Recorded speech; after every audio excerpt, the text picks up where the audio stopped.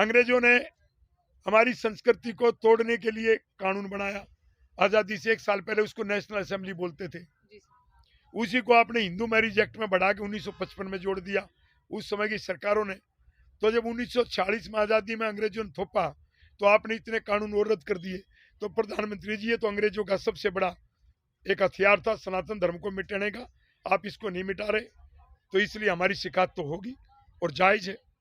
अपने प्रधानमंत्री से शिकायत नहीं होगी तो क्या हम पाकिस्तान के प्रधानमंत्री से करें? नमस्कार, मैं एकता खान यहाँ हरियाणा के अंदर मौजूद हूँ के एमपी मंडोटी औशोधा टोल प्लाजा के पास, जहाँ पर चौधरी रमेश दलाल जी अनशन पे बैठे, आखिरी सांस तक के अनशन पे बैठे हुए। इनसे पूछते हैं ऐसा क्या वजह थी जिसकी वजह से इन्हें आखिरी सांस तक का अनशन पे बैठने की जरूरत पड़ी। जी नमस्कार सर। नमस्कार। बताइए आपके दर्शकों को, जी सर, पूरे देश की जनता को मेरा नमस्कार। जी रमेश दलाल को इसलिए आमरण अनशन पे बैठना पड़ा जी कि दूसरे प्रकार के आंदोलन में हमारे प्रधानमंत्री जी आरोप लगाते हैं, विदेशी इनके पीछे हैं, गुंडागर्दी करते हैं। जी सर। तो हमने गांधीवादी तरीके से आंदोलन किया, लेकिन गांधीवादी आंदोलन को भी राज्य की और केंद्र की सरकार कोई महत्व नहीं दे रही। जी सर। हमारे 2 प्रमुख मुद्दे हैं। 12 राज्यों में जाटों को केंद्र की ओबीसी सूची में आरक्षण दिया जाए, जी सर। और दूसरा समगोत्र विवाह को गैर कानूनी घोषित किया जाए। इसमें हमारे पास तथ्य हैं जिनका सरकार जवाब दे ही नहीं सकती। मंडल कमीशन की रिपोर्ट के आधार पर ये ओबीसी का आरक्षण लागू हुआ देश में 1989 में, वीपी सिंह सरकार ने। उसमें हमारी 6 जातियों को आरक्षण मिलना चाहिए था, जाट, बिश्नोई, त्यागी और मुस्लिम जाट और सिख जाट। हमारे इन 6 बिरादरियों को केंद्र की ओबीसी सूची में आरक्षण मिले। अब मंडल कमीशन रिपोर्ट का पैरा नंबर 8.40 उसमें लिखा हुआ है कि जाट, यादव, कुर्मी, कोयरी वो समकक्ष जातियां हैं। अब यादव को, कुर्मी को, कोयरी को ओबीसी में आरक्षण, जाटों को नहीं, सिफारिश थी। उसी मंडल कमीशन रिपोर्ट का पेज नंबर 9.25 में हरियाणा का रेफरेंस है, यहाँ यादव को हईर बोलते हैं। जी सर। उसमें कहा गया है कि यादव यानी हईर और जाट समकक्ष है और दोनों को स्टूल ट्राइब में डालना चाहिए था, जो नहीं डाला गया। इनको कम से कम ओबीसी में डाला जाए। अब हईर भाइयों को डाल दिया, जाटों को छोड़ दिया। नहीं डालने का एक राजनीतिक षड्यंत्र था, वो भी मंडल कमीशन रिपोर्ट के पेज नंबर 192 पे जो उसके चेयरमैन थे, उनको पहले ही आशंका थी कि कैसे विश्वासघात होगा। उन्होंने एक हवाला दिया कि अजगर बहुत शक्तिशाली बन गया। अजगर का मतलब था हईर, जैसे जाट, और गर से गुज्जर, 3 से 9। ये अजगर की परिभाषा पहली बार मंडल कमीशन ने ही दी थी, जिसके बाद और लोगों ने पकड़ा। तो अजगर में तीनों मिलकर शक्तिशाली थे। कृषक जातियां थी, बाकी इनकी सहयोगी जातियां थी। ये प्रधानमंत्री बनाते थे, मुख्यमंत्री बनाते थे। अब 2 फाड़ कर दिए, तो यादव गुज्जर को दे दिया आरक्षण, जाट को छोड़ दिया। अब न तो लालू प्रसाद बन पा रहा है, न अखिलेश बन पा रहा है, आपस में भिड़ रहे हैं, और न जाट बन पा रहे हैं, न प्रधानमंत्री बना पा रहे हैं। तो एक राजनीतिक षड्यंत्र के तहत ये ऐसा किया गया। कई सरकारें आई, कई पार्टियों की, किसी ने इसमें सुधार नहीं किया। आज 3 श्रेणी में बांट दिया जाटों को। कोई भी जाति को, जो हजारों जातियों को आरक्षण मिला, उनको 2 कैटेगरी में नहीं बांटा गया, जबकि हमें 3 कैटेगरी में। एक, 9 राज्यों को राज्य की सूची में आरक्षण है, हिमाचल, बिहार, उत्तर प्रदेश, उत्तराखंड, मध्य प्रदेश, छत्तीसगढ़ और दिल्ली। 2 राज्य गुजरात और राजस्थान, वहाँ का स्टेट में भी ओबीसी का आरक्षण और सेंटर की लिस्ट में भी, लेकिन वहाँ के भी 2 जिले छोड़ दिए, भरतपुर और धौलपुर, और हरियाणा को छोड़ दिया। तो 3 कैटेगरी बन गई। एक, जिनको सिर्फ राज्य में आरक्षण है केंद्र में, क्यों नहीं, जबकि सभी जातियों को उनको केंद्र में, उसमें 9 राज्य हमारे जाट, और दूसरी में 2 जिले राजस्थान के भरतपुर और धौलपुर और एक हरियाणा, ये कहीं भी नहीं है, न राज्य की न केंद्र की सूची में। और एक तीसरी श्रेणी जो केंद्र की सूची में भी, राज्य की सूची में गुजरात और हमारे राजस्थान के जाट। अब भेदभाव कैसे होता है, हमारे पास यहाँ छिल्लर गांव का जी ये दलजीत जी बैठे हैं, जी इनके गांव की लड़की जाट जिसने देश का नाम किया, विश्व सुंदरी बनी, जी मानुषी छिल्लर, जी वो आधे गांव छिल्लर गोत के दिल्ली में, आधे गांव हरियाणा में। पहले हमारा एक ही प्रांत था, उसकी राजधानी लाहौर, उसी में से हरियाणा अलग हुआ, उसी में से दिल्ली अलग हुआ, उसी में से हिमाचल, उसी में से पंजाब। जी और 1931 की जनगणना में मिला, एक भाई को दे रहे, दूसरे भाई को नहीं दे रहे। ऐसे ही मथुरा में तो आरक्षण मिल रहा है, यूपी में जी सर 7 लाख, तो वैसे तो पूरी यूपी में, उदाहरण के लिए मथुरा में आरक्षण मिल रहा है।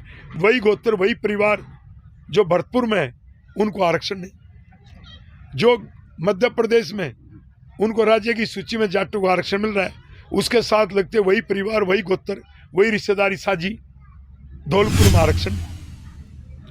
ऐसे बंटवारा पहले तो हिंदू मुसलमान के नाम पे बांटो, जी फिर उसके बाद विभिन्न जातियों में बांट दो, जाट और गैर जाट कर दो, और फिर जाटों को 3 जगह बांट दो। ये प्रथा नहीं चलेगी, इसलिए आमरण अनशन पे बैठना पड़ा, क्योंकि 8 साल से मुद्दा दब गया था। 2016 के आंदोलन में हरियाणा में 30 युवाओं की शहादत हुई, जिसमें 19 हमारे थे, 11 दूसरी बिरादरी के थे। तो अब की बार हमने गांधीवादी रास्ते से उठाया। दूसरा, समगोत्र क्या है, सबकी अलग अलग प्रथा है। जी इस देश में बहुत सारे समाज है हिंदू में, जो चाचा की लड़की से परिवार में रिश्ते करते हैं, मुस्लिम भाइयों में भी करते हैं। जी लेकिन हरियाणा के क्यों मेडल लेके आते हैं विदेश में, क्योंकि हम अपने डीएनए में शादी नहीं करते। जी तो हमारे यहाँ सनातनी जो बात है उसमें है कि अपना गोत्र आसपास के गांव को छोड़ के, डीएनए को छोड़ के, तब आपको शादी करनी है, ताकि बलशाली जी संतानें पैदा हों। महाभारत में गंधारी, हस्तिनापुर तो दिल्ली में, पांडव मेठ में, और शादी हुई अफगानिस्तान में, कंधार की थी गंधारी।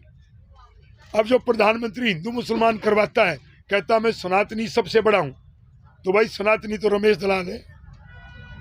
ये जाट और 36 बिरादरी जो हमारे साथ समगोत्र विवाह का विरोध कर रही है, तो एक तरफ तो हिंदू मुसलमान के नाम पर लड़ता है, और जो मुसलमानों की अलग संस्कृति है उसको आप हमारे ऊपर भी थोप रहे हो कि आपस में शादी करो बहन भाई।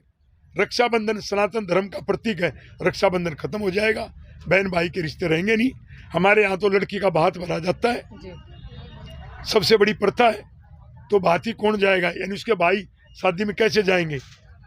तो रक्षाबंधन को खत्म करना, बहन भाई के रिश्ते को खत्म करना, सनातन धर्म को खत्म करना, और फिर कहता है कि हम तो सनातन धर्म को मानते हैं।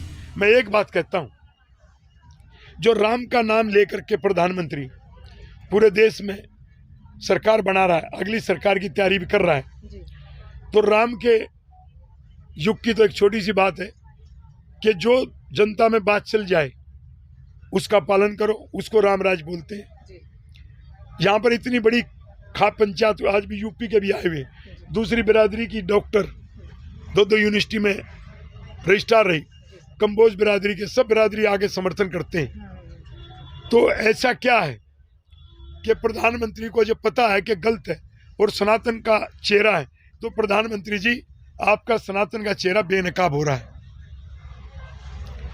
तो आपका चेहरा बेनकाब हो रहा है। हम प्रधानमंत्री को सलाह देते हैं, आप हमारी जायज मांग है उनको मांगो। और ये दोनों ही नस्ल और संस्कृति बचाने की लड़ाई है। नस्ल और संस्कृति को नहीं बचाएगा तो पता नहीं कौन सी संस्कृति की बात करते, राम राज्य की बात करते। आपको ऐसा क्यों?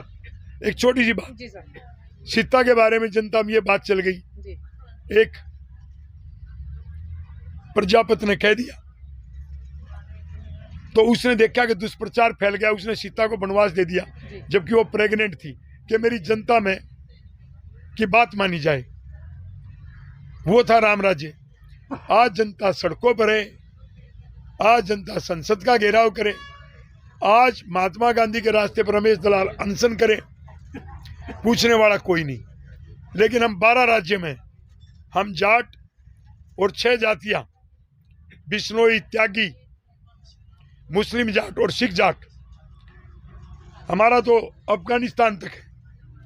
हमारे जाट मुस्लिम भाई थे, वो तो पहले पाकिस्तान में भेज दिए, बाकी अफगानिस्तान में रह गए। कभी हमारे दलाल का जो शासन था वो गजनी में था। आज क्या कर रहे हैं? आज फिर और टुकड़े कर रहे हैं, आपस में और बांट रहे हैं। तो जो कह रहा है कि मैं तो केंद्र की सरकार विभाजन के खिलाफ है, वो तो विभाजन के बीज बो रहे हैं, हमारी संस्कृति के ऊपर हमला कर रहे हैं।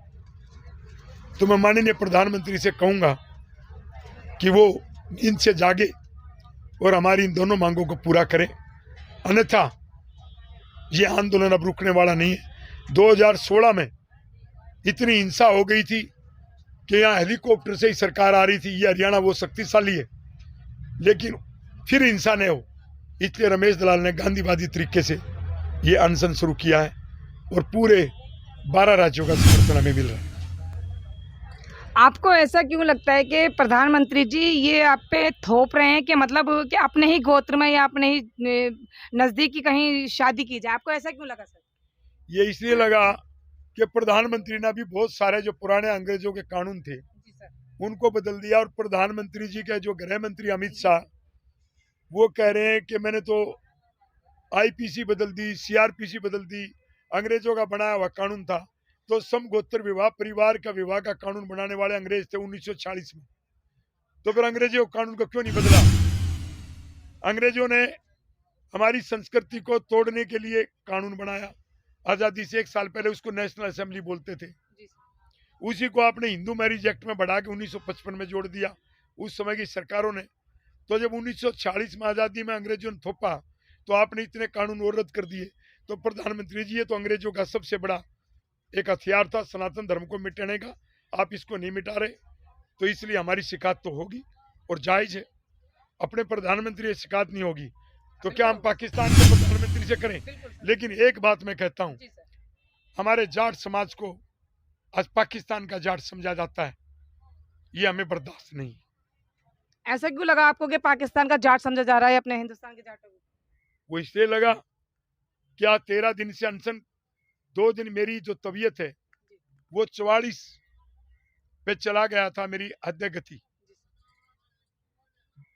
13 दिन से कोई बात करने भी नहीं आया, जबकि प्रधानमंत्री भी रमेश दलाल को जानते हैं, मुख्यमंत्री तो जानते ही जानते हैं। यहाँ कई लोग बैठे हैं, ये मुख्यमंत्री मेरे से मिलने के लिए इंतजार करता था और इनके पास घंटे बैठ के तब तक गपशप मेरे इंतजार में करता था।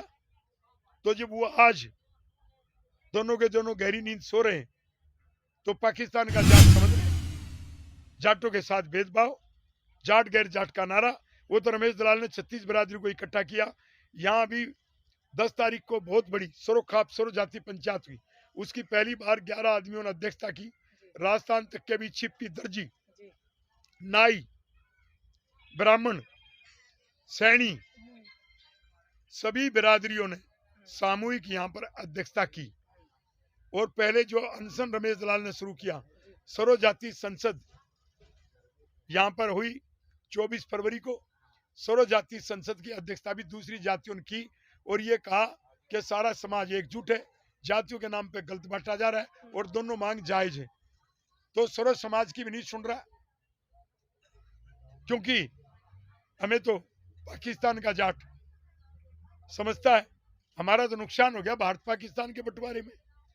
हमारी बिरादरी तो अफगानिस्तान से लेके और देश में बहुत बड़ी थी, वो कुछ पाकिस्तान में रह गए, कुछ हम यहाँ आ गए, यहाँ रह गए, हमें तो बांट दिया।